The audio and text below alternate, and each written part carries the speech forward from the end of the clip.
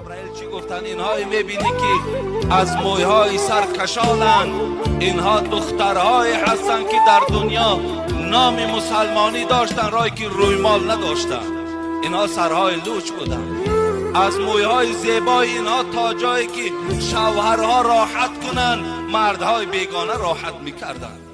از این پریچاسکه هایی که اینها برای پیدا کردن و برای آماده کردن زنا چقدر زیبا پریچاسکه ها میکردن، اینا همون طایفه های هستن که در دنیا موی سری خدا مردهای بیگانه را نشان داد. حضرت رسول اکرم آمدم و وجدناه یبکی بکاء شدید، آمدم که مثل کودک گریه دارد، بسیار یک گریه سخت داشتن. فقلت یا رسول الله فداک امی و ابی. حضرت علی میگوید وقتی گریه حبیب خدا را دیدم خیلی ناراحت شدم، فکر کردم از دست یگان نصرانی باشد، از دست یگان یهودی یگان رنجش در حبیب خدا پیدا شده باشد. گفتم ای حبیب خدا پدر و مادرم فدای تو بود، ما الذی ابکاک، چی شد که تو اینقدر گریه داری؟ حبیب خدا گشته و به جانب فاطمه و جانب علی چی گفتن؟ گفتن زمان همون شب معراج یادم آمد، شبی که حبیب خدا پیش خداوند رفته بود، سیر جنت و سیر دوزخ کرده بود. گفت همون زنهایی که در عذاب دیدم همونها پیش خاطرم آمد، دیگر هیچ طاقت ایستادن نکردم، برای زنهای امتم گریه میکنم. فاطمه وقتی که نام زنها را که شنید در حال از حبیب خدا پرسید ای پدر عزیز، گفت چگونه زنها دیدی و چگونه عذاب دیدی؟ خواهرای عزیز انشاءالله من باوری دارم این صدای من شاید به گوش اونها رود، این سخن حبیب خداست. رسول اکرم گفت دیدم یک گروه زنها را دیدم که از مویهای سر آویزان بودند، از مویهای سر آویزان بودند. دویم گروهی را دیدم که از زبانها آویزان بود، در حلق اونها چرک و زقوم همون دوزخ ریخته میشد. سوم طایفه را دیدم که پایهایشان براستی سینه ها آمدگی و دستها در پسی سر بستگی، مار و کژدم اونها را عذاب میداد. چهارم طایفه که دیدم فقط از سینه ها کشال بودن. پنجم طایفه دیدم سرها سری خوب بود، بدنها بدنی خر بود. لیکن هفتم طایفه که دیدم همگی زنها مثل سگ بودن. این حالت دیدم، عذاب اونها را دیدم.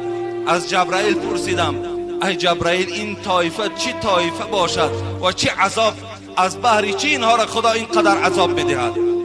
حبیب خدا را جبرائیل چی گفتن؟ اینهایی میبینی که از مویهای سر کشالن، اینها دخترهایی هستن که در دنیا نام مسلمانی داشتن رای که رویمال نداشتن.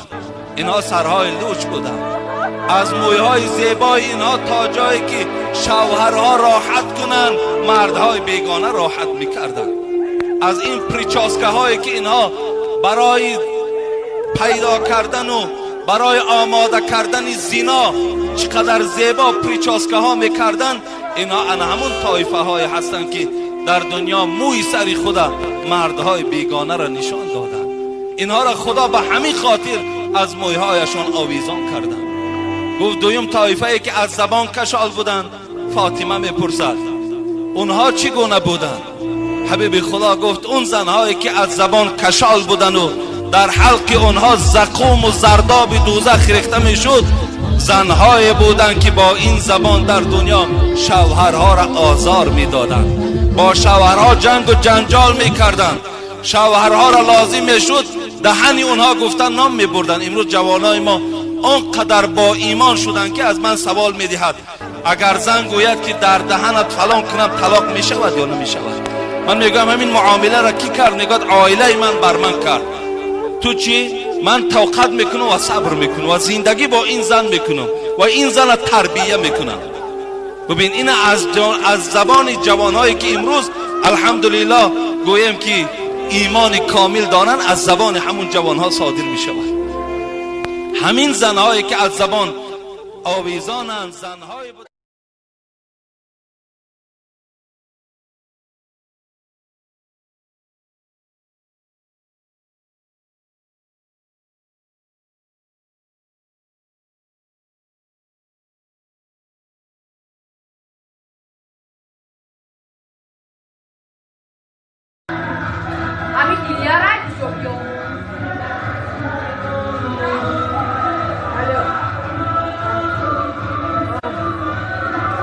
وفای